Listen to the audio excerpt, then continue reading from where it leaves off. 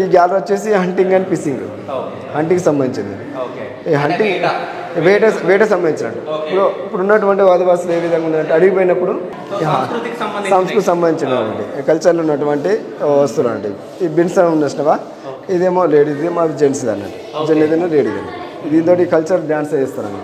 అంటే ఆదివాసులో కొమ్ము డ్యాన్స్ అంటారు వచ్చినావా, కొయ్య కొమ్ము డ్యాన్స్. ఈ వేషధారణ వేసుకొని ఆ డ్యాన్స్ నృత్యం వేస్తారండి, డ్యాన్స్ చేస్తారు. నృత్యాలు వేస్తారండి. తూతకొమ్మ అండి ఇది ఒక మీకు చెప్పండి. తూతకొమ్మ లేదు, ఇది సంబంధం కాదు, దేవుని సంబంధం కాదు. ఇది ఒక కల్చర్లో ఉన్నటువంటిది అన్నట్టు. ఎలా అంటే ఈ తూతకొమ్ము మనకు ఎక్కడంటే దీంతో దొరుకుతాయి, మనకు గుర్రబేరం కొమ్మితో తీసుకొస్తారు. ఈ మనం అడవి పోయేటప్పుడు ఒక పశువుల కాపర్ ఏం చేస్తాడు, పశువుల కాపర్ ఏం చేస్తే ఉదయాన్నే 9:30కు ఈ తూతకొమ్మతో తుత్తుతో ఊతాడు. ఊదినప్పుడు ఏం చేస్తాడంటే వాళ్ళు అది ఉన్న ఆవులు ఉంటాయి కదా, ఆవులన్నిటి మొత్తం ఇప్పుతారు. ఇప్పిందంటే మళ్ళీ అవన్నీ పట్టుకొని అడిగి తీసుకుపోతాడు. అక్కడ ఏమన్నా తప్పినా కూడా ఆయన మళ్ళీ వచ్చేటప్పుడు మళ్ళీ సాయంత్రం మళ్ళీ 4 గంటలకు వచ్చినప్పుడు మళ్ళీ చూస్తాడు. ఊళ్ళోకి వచ్చినప్పుడు మళ్ళీ పశువులన్నీ మళ్ళీ ఇంటికి వచ్చి కట్టేసుకుంటాడు. ఇది అనౌన్స్మెంట్ కూడా అన్నట్టు.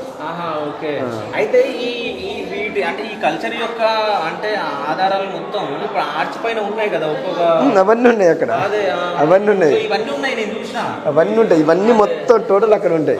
ఎందుకంటే ఫస్ట్ మేము జస్ట్ దానికి గైడ్లైన్స్ కూడా చేసాము, దాని ఒక డయాగ్రామ్ కూడా మేము ఇచ్చేసాము, దానికి ఆర్ట్ వర్క్ కూడా చేయించాము అన్నట్టు. సో ఇక్కడ ఏమున్నాయో సేమ్ అక్కడ ఉన్నటువంటి ప్లేట్లలో ఉన్నాయి, ప్లస్ ఆర్చుల మీద ఉన్నాయి, ఆర్చుల మీద ఉన్నాయి.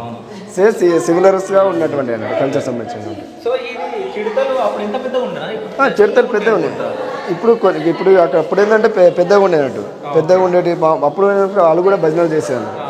అంటే ఇక ఆ కల్చర్లో ఉన్నటువంటి భజనలు వేసి భజనలు అనేది కదా, భజనలు చేసుకుంటూ ఇక ఆడుకుంటూ ఉండేది.